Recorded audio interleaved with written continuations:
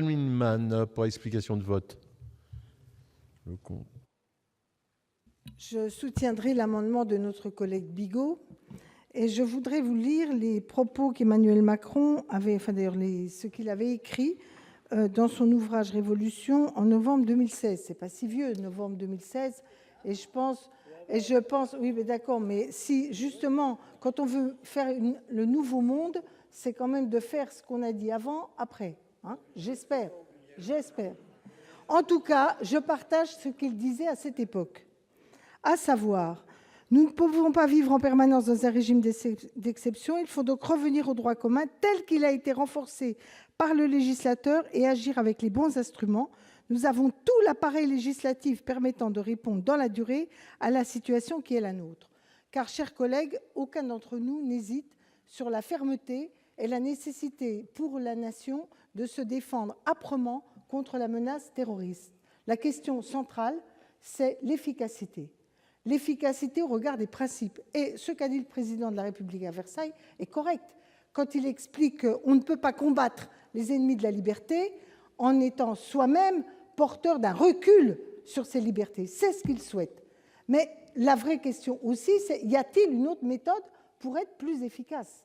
Or, c'est de cela dont on ne parle jamais. Je prends un exemple. On nous explique qu'on va mettre en assignation, non pas de résidence, mais dans la commune, une personne menacée qu'on suspecte, puisqu'il n'y a pas de preuves qui tentent à penser qu'on pourrait avoir une démarche judiciaire, qu'on suspecte de terrorisme. Mais il peut très bien les trucider quelqu'un dans la commune.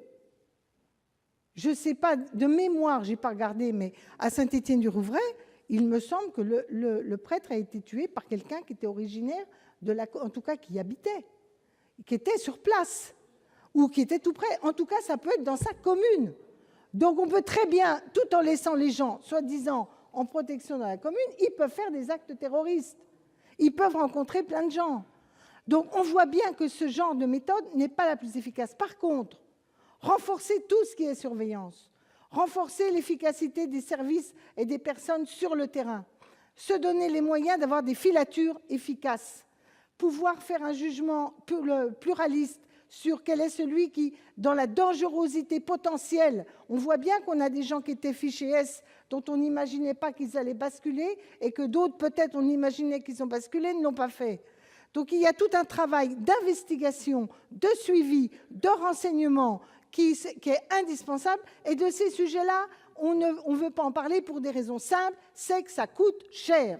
Tandis que, imaginez qu'on va pouvoir, par des mécanismes de privation de liberté, parce que même si ces restrictions de liberté, au bout du compte, comme c'est durable et répétitif, ça devient de la privation de liberté, permettez-moi de vous dire que nous reculons sur les principes, nous ne gagnons pas en efficacité, on commence à mettre le petit doigt, et vous allez voir qu'à chaque attentat, on va nous refaire le coup de la énième loi terroriste pour durcir encore plus et pour ne pas être plus puissant, pour faire reculer ce fléau qui nécessite la mobilisation de toute la nation et de grands moyens. Merci.